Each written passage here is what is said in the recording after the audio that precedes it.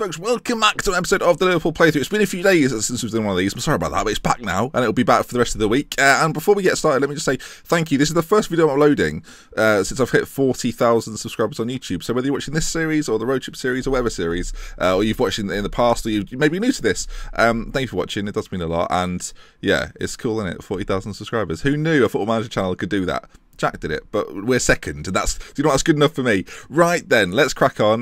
West Ham is the game we're playing today, and a little bit of transfer stuff as well in between. Of course, we've been talking in recent episodes, of course, about leaders, about maybe strikers and other centre-backs to replace Dejan Lovren. And now Lovren is subject to his bid from China, and will probably leave in today's episode, although there's not really days in between, actually. We play on the 14th, it's currently the 11th, so we'll have to wait and see how that develops. Tactically, we're remaining the same, although we are now fluent. Is that the word I'm thinking of? But we're ready to play this formation. Familiar. I'm using all the F words. Dear with me, that's a moment for us all. So yeah, we could play that, but we're going to stick, I think, for now with the 4-2-3-1, with that pushed up right winger, whether Origi or Mane. Hopefully Mane will be back at some point soon, still out for 4 to 5 weeks, so it's not going to be as soon as I'd like, let's put it that way. But Origi's doing an okay job out there. I think he's doing fine. So let's have a look then. In terms of transfers to bring in, I'm really looking at the old transfer list recently. I'll just put a little bit in for Wayne Rooney. Let's see how that works out. I don't think he'll talk to me. I'm just seeing if he does, because I think it would be funny. I don't think he'll actually talk to me, though. We'll just wait and see. So you've got to have fun on Football Manager, haven't you, sometimes? Now, in terms of defenders, though, I'm still sort of trying to come up with the right idea in terms of who fits the team. There aren't that many leaders out there in terms of, like, you know, complete... Basically, there's the old sort of centre-back, isn't there? There's a Tony Adams, you know, that sort of genre of great at defending and also a leader on the pitch. And Liverpool don't have too many of those. There aren't too many of those really that exist anymore. I guess the last one in the Premier League is probably John Terry, and even he's on the way out at Chelsea at the moment. So I think to kick things off, we're going to continue to look for this leader, and Inigo Martinez is someone a lot of people were talking about. 15 leadership, plays on the left-hand side, of course, will replace Lovren at that as the centre-back, plays a nice possession style of football. 5'11" is the only issue, but he's got everything else in his locker, and I think if we can get him relatively cheap, then we'll have done alright. He's got a minimum release fee of 27 million. If we can get any cheaper than that, I think we'll have done okay. So we're going to fire off, first of all, then, with an £18 million bid, and he may well be the player we go for. Wayne Rooney is not prepared to enter discussions. I should say, his sort of transfer list was 7.5 million. When Liverpool put a bid in, it's 14 million, apparently. So it changed around a little bit, depending on who's interested. Martinez has had that bid rejected. We're going to carry on, though. I will pay the full amount. I'm just seeing if we can get any less. That was quite a big jump for what we offered previously. A little bit of batch analysis, by the way, on the Spurs game. It would have been a little while ago now, for those that are keeping up with the series in the AFL Cup. It was a 1-1, and it was one of those games where we didn't have as much control over the game as I'd hope. I mean, if you take a look at the overall game, you can see we've had 17 shots, but in terms of having the ball, dominating the ball, we've not been too involved. Michel Form got the own goal, Sturridge scored for them, so there's pros and cons to take. I mean, we're away from home, it's not too bad. I just think against the better teams, we are struggling ever so slightly to dominate the game. I'm just going to take a quick sip of tea. I hope my Liverpool mug as well, so it makes sense to the series. So we're going to see what we can find today. Rodrigo Cao, that's not how you say it, Ben. He looks quite good, though. Lacks strength, but makes up for it in other areas. I have to say, good heading, decent marking, good tackling as well. Ball playing defender could maybe be another option. Someone to keep an eye on. I mean, I've said his name and I regret how I've said it, because it's quite clearly not how it's said. Okay, this Martinez thing ain't going to happen unless we offer the full whack. 53 million in the transfer budget, and if we take a look at the outs on this as well, Dejan Lovren then is leaving for around 25 million, so that ain't too bad. Interestingly, I mean, we've had 2 offers there, and I've only accepted one of them. Shall we accept Guangzhou? Is it too late to accept that? I mean, they're the same fees. One I get a little bit more up front, so we might as well just accept both and see what happens. I won't do the press conference today, but what we will do is look at Roberto Firmino. He's the guy I'd quite like to focus on before we get into today's game, although there's a few offers in there. Oh, and Manchester United have come in for Martinez as well. We've also got an offer for Lucas Leiva. We'll see. We'll look at that in just a second. Press conference will leave for now. We've got offers coming for Ben Woodburn. Let's look at this Lucas offer, though. 12 million total for Lucas, who's not featured all that much for me this season, if at all, really. 1 game in the Premier League so far, a few cup appearances here and there, but he's not really featured. And while he's been around a long time, he's kind of he's part of the problem, right? He's 30 years of age. He's on 75 grand a week. 11 leadership. He's not become a leader with age. He's become an example, but not a leader. So they've offered 12 billion. I think what we'll do is we'll fire back with 15 up front and see what they say. 15, I think, would be a very, very reasonable price for him. Again, they've rejected that. I think we might be able to squeeze 15 out of them, though. They offered 15.5 over like a course of a few years. But I think if we go straight in at 15 and suggest it again, they will fire back and say no. They've now gone to 16.5, which is getting ridiculous. He's not going to play 50 games for them. That's the problem I've got with that. Again, if we up this towards the sort of 15 mark, monthly instalments, winning the TI, whatever the cup competition, they're never going to win. I mean, not that they're never going to win it, but it just seems unlikely. We'll do that one, and they said that's acceptable. 11.5 up front then, 1.5 over the next year, so that's 13 million up front.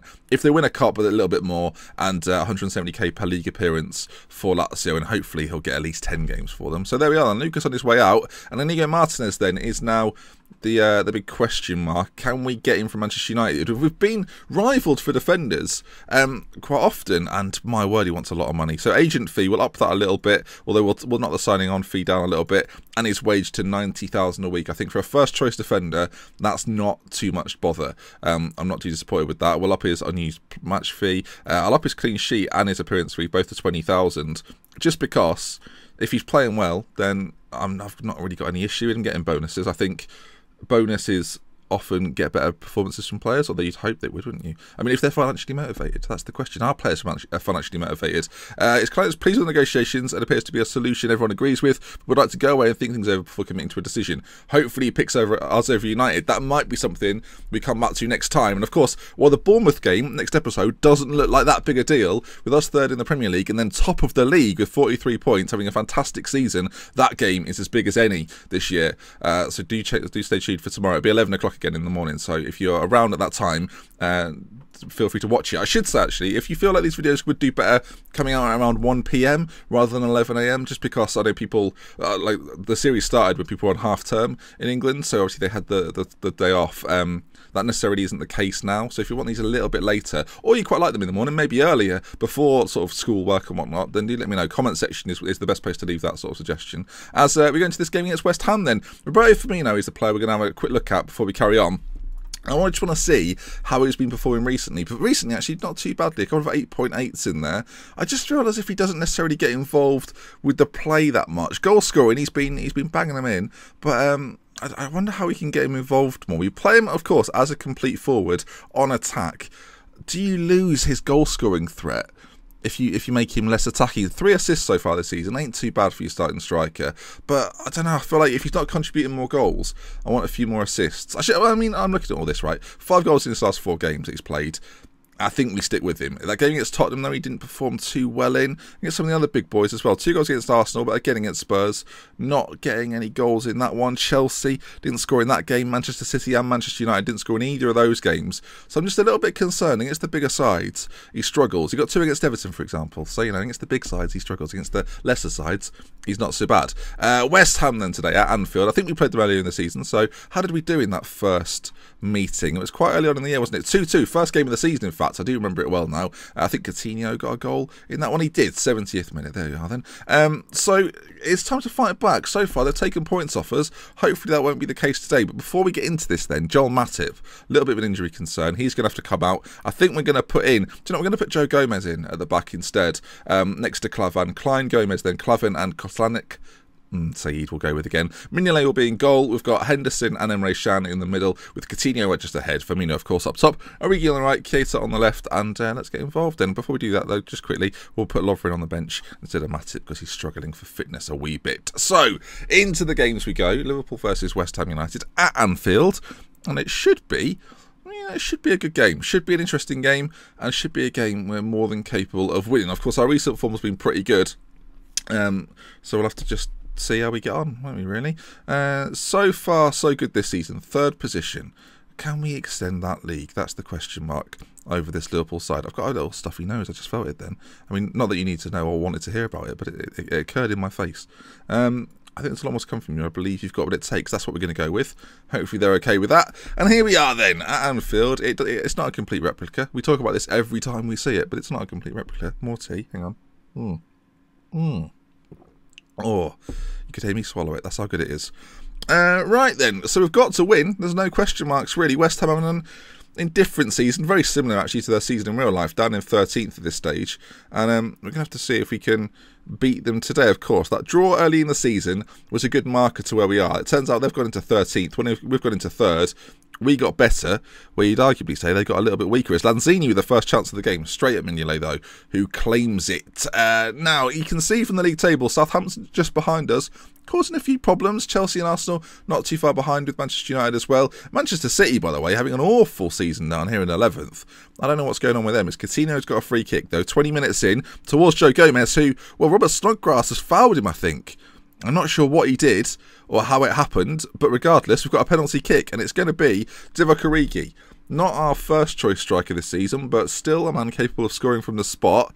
The question is, though, will he score from the spot? Divock Origi then stepping up for Liverpool. The penalty is in the top corner. I don't know if it was central or top corner. Either or, it's in the back of the net and gives us an all-important lead. Southampton leading in their game. That pushes up to second. And all of a sudden, if things stay as they are after 20 minutes, you look at the league table there. Spurs have gone top. Bournemouth has slipped down just a touch. They may well still be drawing in their game. They're very early days, and it makes it very, very tight. The top 6 there, very closely contested. In fact, you'd probably say the top 7. Chelsea on 39, not too far behind. Who's at the bottom at the moment then? Middlesbrough, Stoke and Hull. Neither of those teams are faring too well. As half an hour ticks over, and you know, tactically things looking okay so far. West Ham not having any chances of note. Origi's picks up a little bruised rib though. That might be a bit of a concern. Do we have anyone to bring him on? Bring him on for, sorry. Bring him off for, even. I'll get it right eventually. Milner can play out there. Wijnaldum can play out there. There's not too many options for us on that right-hand side, though. That is a problem. With Mane being out injured at the moment, I don't think Lallana's around at the moment either. It's a bit concerning. As it comes to Nathaniel Klein, who drives forward with it, at some pace as well, it must be said. Klein, down this right-hand side, with how dead he can be, into Origi, into Roberto Firmino, who gets his goal. We talked about it in pre-game. If he could score against the better sides, West Ham, bottom half side, you'd expect him to score. And that is becoming a consistency with Roberto Firmino. And that's something that you can definitely sort of bank on in these games then. That when Firmino plays against these lesser sides, he's always going to score. I don't know if it's to do with like the lesser defenders or the more space we get, meaning we can create better opportunities for him. It's not necessarily his fault. It could be a team thing. That's what we've got to try and work out. It's easier to work out when you play better sides. What are they denying us that aren't letting us get such easy opportunities? As we're in this first half still, getting towards half time. The ball sort of lofted forward, not very well, it has to be said. Gomez gets there, and then Winston Reid heads forward to Caleri, and Snodgrass on this left-hand side, of course, gave away the penalty. Good through ball, though, but Klein gets there first. And with a minute left of this half, we're in possession. Will we build from the back? Will there be a counter-attack sprung from West Ham? So far, Coutinho with it. Up towards Firmino has got a lot of work to do from there, but he's got Origi on his right-hand side, pushing forward, supporting the attack. Origi, ball into the middle, towards the back post. Keita will be there. He heads it back across goal. There's nobody there, though. And with 30 seconds left of this half, you'd think that would be it. The ball out, though, isn't so good. Emre Can into Henderson. Can we probe and work another opportunity? It doesn't look like it then. So as we get to half-time, 2-0 in the lead, I'm going to passionately say, I'm very pleased with the performance. Keep it going, lads. They seem pleased with that, so no more needs to be said.